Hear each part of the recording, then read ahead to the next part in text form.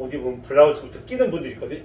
이놈 어떻게 제목을 하게 재밌는 모발 강의 이렇게 하려고 했는데 저도 머리가 크죠? 우리 부원장님도 머리가 커요. 안녕하세요. 발령TV 운영자 김동준입니다. 개국 인터뷰부터 시작할 건데 좀 더 재밌는 내용으로 매주 찾아뵐 것을 약속드립니다. 감사합니다. 안녕하세요. 안녕하세요. 오늘은 발령TV를 개국하는데 개국 인터뷰를 진행하기 위해서 물심양면으로 도와주고 계신 구스토리츠의 대표 곽현애 대표님 모셨습니다. 안녕하세요 대표님. 안녕하세요 원장님. 제가 일부러 16개 정도 질문을 준비해서 서로 합을 맞춰봤어요. 그거를 질문하고 대답한 형식으로 할 겁니다. 중간중간 실수도 많을 건데 어차피 편집할 거라 크게 걱정 안 하셔도 됩니다. 역사적인 발령TV 개국 인터뷰를 진행하도록 하겠습니다. 원장님 본인 소개 부탁드립니다. 저는 대전대학교 91학번이고 역사적인 약사법 투쟁 때 유급당하고 군대는 방위로 갔다 오고 99년도에 졸업했습니다. 병원에 좀 근무하다가 한의원을 개원한 지 2004년도에 개원했으니까 19년차 한의사입니다. 여기는 대전이고 한의원 이름은 비밀입니다. 현재는 발령학회 학술이사로 활동하고 있습니다. 방송을 시작하는 이유는 무엇인가요? 이놈의 방송 하기 싫었는데 스승님께서 꼭 하라고 해서 하는 것도 있고, 두 번째는 동의수해본의 제일 마지막에 보면 가가지의 인은지병이라는 표현이 나오는데 집안마다 의사가 있어서 자기의 병은 자기가 알아야 된다라는 뜻입니다. 환자들이 질문도 그렇고 무엇이든 물어보세요 등 각종 건강 프로그램에서 뭐든지 다 좋다고 하니까 진짜 이게 좋은 건지 자기한테 좋은 건지를 전혀 모르지 않습니까? 그런 것 등을 세세하게 구분해서 진짜 자기한테 좋은 게 뭔지 자기한테 나쁜 게 뭔지 이런 거를 아는 것이 가가지의 인인지병의 핵심이라 할 수 있을 것 같습니다. 구체적 내용은 한의사들한테 할 얘기고 지금 유튜브 방송에서는 일반인들 좀 알아듣기 쉽게 저는 포도가 먹으면 속이 쓰려요. 포도가 안 맞는 체질이겠죠. 포도는 잘 맞는 체질도 있고 그런 식으로 구분해서 알려주도록 정보를 제공할 생각이고 실제로 체질이 안 맞는 사람 포도를 먹어가면서 얼마나 나빠지는지도 한번 기록해볼까 생각 중입니다. 발룡이란 의미가 무엇인가요? 발룡은 동의수세본에 나오는 이재모 선생님이 표현했던 발룡산론입니다. 발룡산이라는 곳에서 따왔고 발룡학회는 사상의학, 심리형의학, 정역 등을 전문으로 공부하는 한의사들의 모임입니다. 연원이 오래되었는데 학회원들이 적고 외부 활동이나 공부하는 내용 등이 밖으로 잘 유출되지 않아서 모르는 사람도 있고 알고 있어도 편협하고 오해하는 사람들도 있어서 이번 방송을 통해서 아마 굉장히 재밌게 공부하는 곳이구나 라고 인지하고 오해가 해소되었으면 좋겠습니다. 어떻게 학교에서 공부하시게 되었나요? 얘기하면 마음이 아픈데 계속 공부하게 된 이유는 한의과대학 다닐 때 교수님들이 그렇게 열심히 가르쳐줘도 대개의 경우는 저처럼 이렇게 의문점을 가지고 졸업하지 않습니까? 그래서 대학원을 진학해봤습니다. 사상의학이 좋을 것 같다 해서 진학을 했는데 제가 대전대 출신이라 그 당시에 대전대 사상의학 대학원이 개설되어 있지 않았어요. 그래서 가장 가까운 곳이 어디냐? 물론 원광대도 있었는데 왠지 강원도를 한번 가보고 싶어서 상지대로 가서 김달리 교수님이라고 유명한 교수님 계십니다. 그곳에서 사상의학을 공부하던 중에 김달리 교수님의 경희대 동기분들이 대학원 박사학위 취득하기 위해서 대량 들어오셨어요. 그때 만났던 심기원 원장님이라고 청주에서 지금 한의원을 하고 계신데 그 원장님이 발룡학회 초대 공부를 하던 멤버셨습니다. 그 원장님의 소개로 제가 발룡학회 가서 스승님은 문곡 선생님을 뵙게 되었습니다. 그래서 공부를 하게 됐고 그 인연이 돼서 지금 20년째 공부를 펴고 있는데 제가 이해를 잘 하고 있나 모르겠는데 하여튼 열심히 저희가 공부했던 내용을 숨기지 않고 모두 공유하려고 노력하는 중입니다. 발룡학회는 상하 좌우를 구분하고 16형 의학이라고 하는데 생소한 용어입니다. 기존의 한의학과는 다른 건가요? 이게 처음 들어가서 저도 너무 헷갈렸는데 상하 좌우를 구분한다. 일단은 좌우의 구분에 관해서는 왼손잡이 오른손잡이도 있고 어떤 사람은 손가락이 왼손이 긴데 오른손은 짧고 여러 가지 구분이 있어서 그럴 수 있다 생각을 했어요. 이쪽 시력과 저쪽 시력이 다른 사람도 많잖아요. 귀도 청력도 이쪽 청력과 저쪽 청력이 반드시 똑같지 않으니까 좌우에 뭔가 구분이 있나 보다. 눈도 왜 한쪽 눈 찌그러졌고 한쪽 눈은 좀 덜 찌그러져서 쌍꺼풀 수술할 때 이쪽 눈을 좀 깊게 하고 여러 가지 차이가 있는 걸로 봐서는 좌우에 뭔가 우리가 태어날 때부터 갖고 있는 에너지 편차가 있나 보다는 그러했는데 상하의 개념은 너무 헷갈렸습니다. 상하의 개념은 나중에 준비하고 있는 콘텐츠 중에 16혁의학 연대기라고 제가 20년 동안 공부한 그 내용을 차근차근 소개한 내용이 있는데 그곳에서 자세히 밝혀보겠습니다. 그래서 16혁의학이란 사상의학의 소음인 소양인, 태음인, 태양인의 4명하고 16혁의학에서 상하 좌우를 구분해야 된다 해서 4시죠? 그러면 4 곱하기 4해서 16가지 타입의 체질이 구분되는 것입니다. 그거를 16형 의학이라 하고 16형 의학은 개개인 체질에 따라서 약물, 침 놓는 자리, 행태, 잠자는 것 여러 가지에 대해서 따로 교육을 할 시간이 있을 겁니다. 16형 의학이라고 부르고 기존 한의학하고 다른 게 아니고 좀 더 체질을 쉽게 구분하기 위해서 내가 상하좌우라는 개념을 도입한 겁니다. 좌우는 누구나 아는 개념이니까 말고 상하는 살짝 맛배기로 얘기하면 상체가 뚱뚱해진 사람들이 있어요. 여자분들 옷 입으면 블라우스부터 끼는 분들이 있거든요. 이놈 옷. 그런 분들은 상형이고 요새 합이라고 해서 하체 비만, 허벅지하고 골반 아랫부분에 합이 무한정으로 부는 분이 있는데 그분들 하형입니다. 그분들은 전생에 인어였을지 몰라요. 진너리가 붙어야 되는데 이게 떨어져서 인어가 사람으로 된 거죠. 하체 비만에 대해서 아름다운 사람이 많습니다. 박 대표도 하체 비만입니다. 너무 이쁘죠? 예전에 백각 침법이라고 한참 발표하신 적이 있던데 기존의 침법과 무엇이 다른가요? 백각침법이라고 옛날에 서울, 부산, 대구, 찍고, 경희대 찍고 한참 발표한 적이 있는데 기존 침법에서 반드시 위기가 경맥을 지나가는 시간을 따져서 침을 놓아야 한다는 가장 기초적인 이론을 강의한 시간이었어요. 근데 문제는 뭐냐면 시간이라는 게 갑자기 튀어나오면 일반 한의사들이 당혹스러워하죠. 야, 뭐 시간이야 갑자기.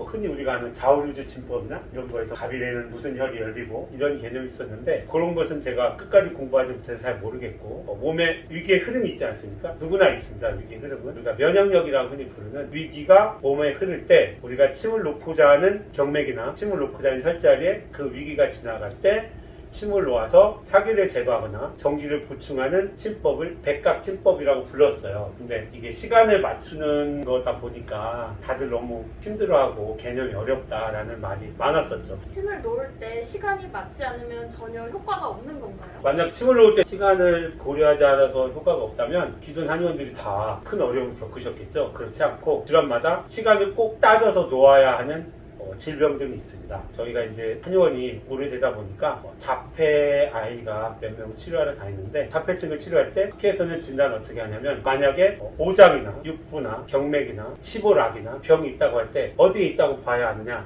먼저 구분하는 게 당연한 원칙인데 자폐 아이가 만약에 위경맥에 고장이 났다고 하면 위경맥에 해당하는 저희가 놓고 싶은 침자리 독삼리, 해계, 내정 등 많죠. 거기에다가 침을 놓을 때 위기가 지나가는 시간을 지켜서 침을 놓죠. 어려운 질환이고 시간을 꼭 따져봐야 하는 질환입니다. 자폐 아이들은 마음의 시간이 갇혀있다고 봐요. 일반적으로 행동을 하지만 이 아이의 마음의 시간이 갇혀있으니까 시간에 관여된 병, 위경맥의 병이라고 진단을 해서 시간을 꼭 맞춰놔야 되는 건데 뭐 일반 어깨가 아프다든지 발목이 아프다든지 배가 아프다든지 체했다든지 앞집에 야구공이 맞아서 머리가 아프다든지 하는 것들은 일반적 한의사와 마찬가지로 가시혈에 침 놓고 해당 부위에 부항 같은 걸 해서 어혈을 제거한다든지 평범하게 치료하면 될 것 같습니다. 그렇다면 어떻게 방송이 전개되나요? 이 방송을 평생 하려고 생각 중인데 64시간짜리 16형 의학 연대기가 있을 거고 너무 지루하니까 중간중간에 한의원 잡 이야기 그리고 본초를 직접 나가서 본다든지 그리고 환자를 실제 놓고 한번 이야기를 해본다든지 도와주시는 학생과 한의사분들이 몇 명 계신데 같이 토론하는 형식으로 그리고 황제내경이라는 옛날 고전이 있습니다. 거기에 재밌는 이야기들이 많아서 그곳에서 재밌는 이야기를 빼서 편하게